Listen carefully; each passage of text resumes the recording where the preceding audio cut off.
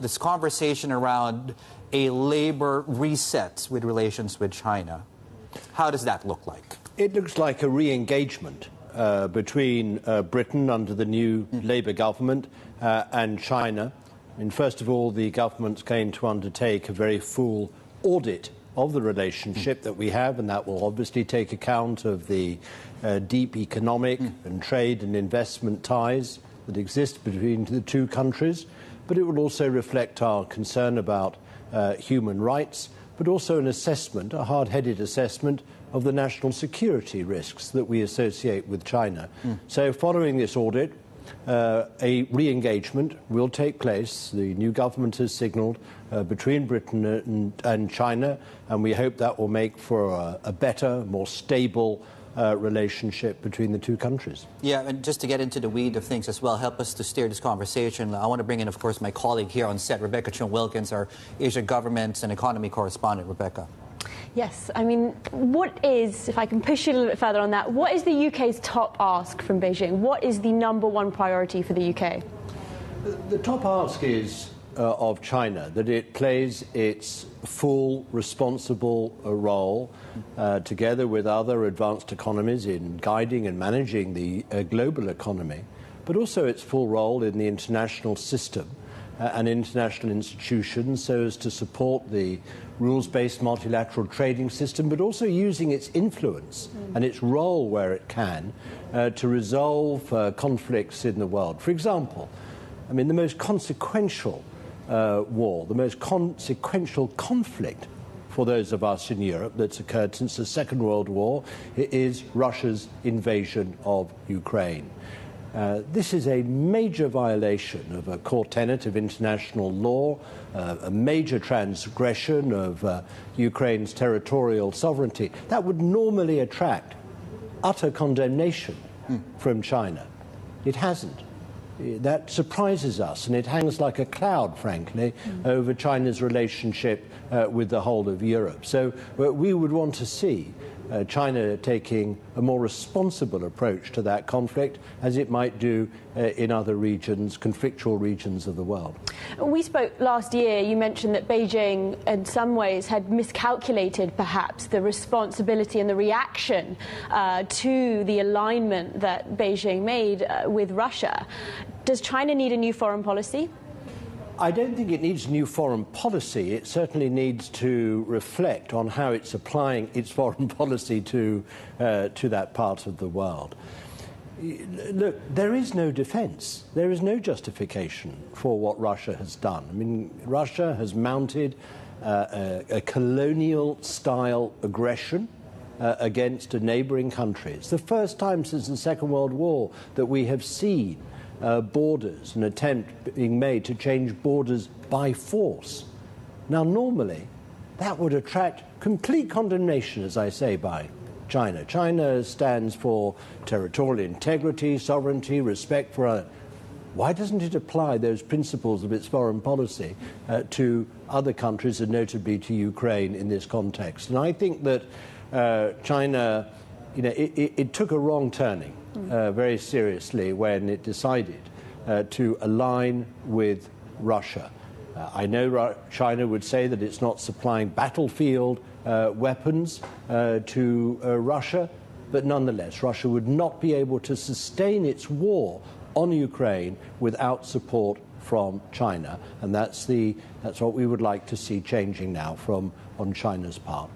Is condemnation a minimum requirement for the UK to engage in this, to your point, this resetting of relations? And then using its influence and its premier role in the world and in the international system to bring about a withdrawal by Russia from Ukraine and a settlement between the two countries so as to provide the basis for a lasting, durable peace between them. That's what we'd like to see.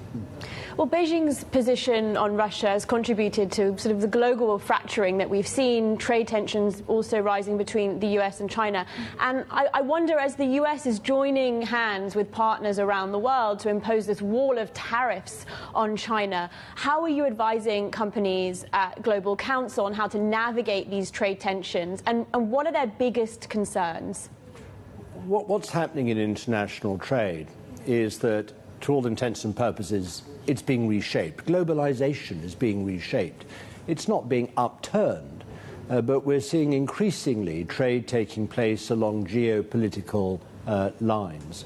Now, international companies have got to navigate those geopolitics and those new lines which are emerging. They've got to take full account of them.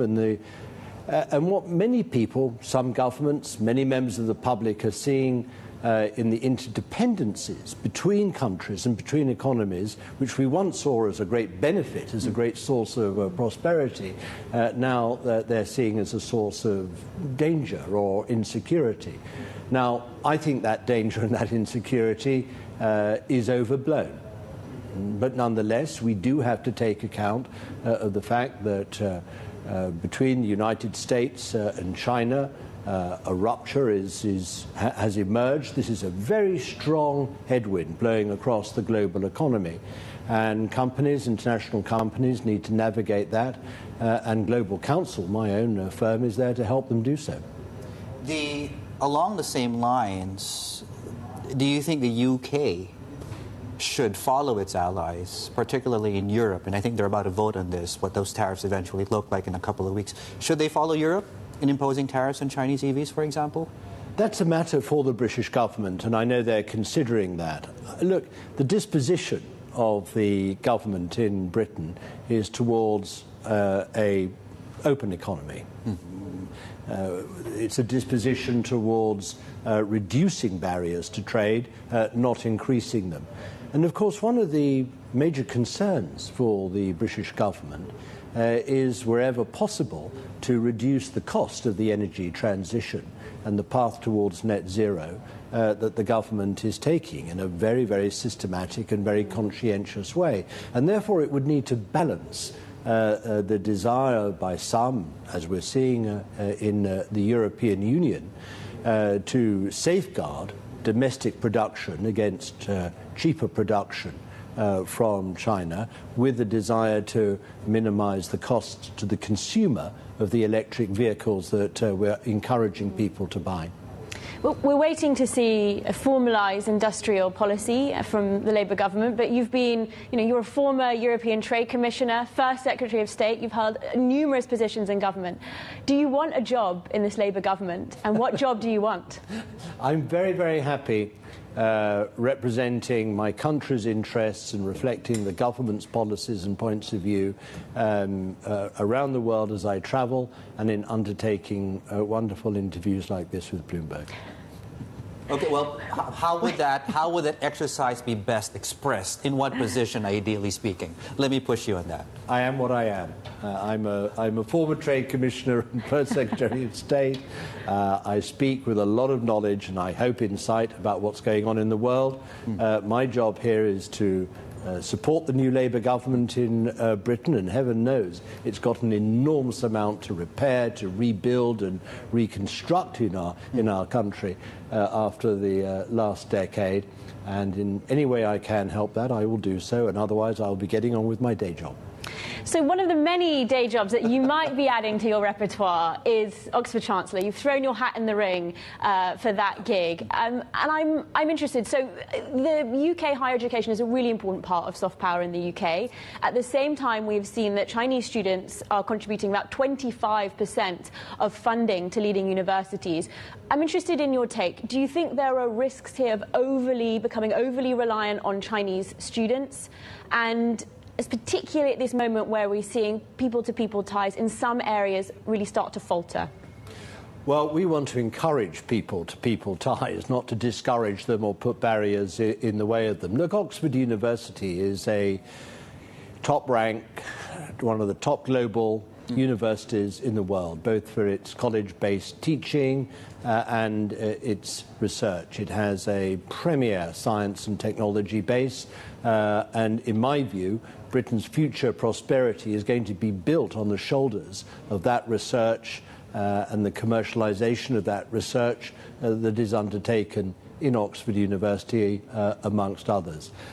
I'm standing to be the figurehead of Oxford because I deeply love the university, I believe in its values, and I think that I can help Oxford reach out to governments, international networks, businesses and philanthropists to help maintain those standards of excellence which we associate with Oxford University. And that's why I'm running. But this is really important, not just for Oxford, but for Britain as a whole. We want to encourage people to come to Britain. You know, higher education is one of our chief exports. So, of course, we want people to come and learn and advance their knowledge at Oxford, but we also want to attract the top academic talent as well. I'm sorry that the previous British government set out to dampen that and to put barriers in the way. We're not going to do the same now under the new Labour government.